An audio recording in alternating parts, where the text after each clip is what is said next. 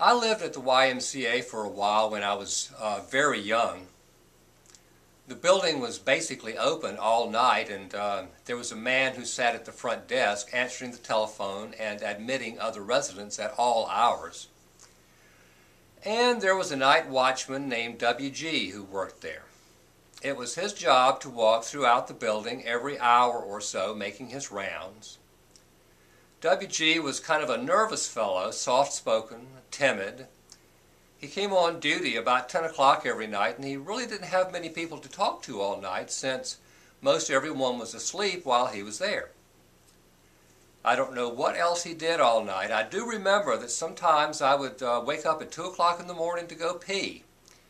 There was only one bathroom on each floor, so I'd have to walk down the hall, take a leak, and walk back. Sometimes WG would be making his rounds at that time, and he would try to talk to me when all I really wanted to do was go back to sleep. I didn't know much about WG. He was about 40 when I was about 20. I think he lived with his older sister. But one time that I remember, WG got a problem with flatulence. It really bothered him, and he tried everything he could think of to solve his problem, but nothing worked. Now, as I've mentioned before, WG's job took him all over the YMCA building, mostly in the dark, several times per night. One night in the children's department, he found a jigsaw puzzle piece on the floor, and he had the idea that this might solve his flatulence problem. So, at some point or other, I don't know how or when, he stuck that puzzle piece up his rectum. Unfortunately, this did not have the desired effect, and he had just as much flatulence as before, maybe more. Now, WG had heard that sometimes the private parts of women can get stretched out too much, perhaps from having babies or whatever the cause, and if they get stretched out too loose, sometimes the doctor can put a few stitches down there and tighten them up a bit.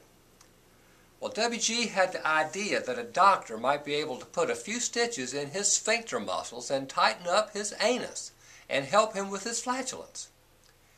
I remember WG told me about this procedure and asked me what I thought. I don't remember what I said, but he said he was going to go to a doctor and see what he could do. A while later, I ran into WG one night. He said he had been to a doctor and he couldn't help him, but he had referred him to another doctor who might be able to help. WG was really excited about this, as you might imagine. Then a couple of weeks after that, I ran into WG again. He was disappointed and more than a little puzzled. He had been to see the other doctor, but he couldn't help him. In fact, all that doctor wanted to do was talk about his childhood. Did he love his mother? How did he feel about his father? And WG couldn't understand any of this. After all, he wondered, what kind of doctor just wants to ask questions and talk about your childhood?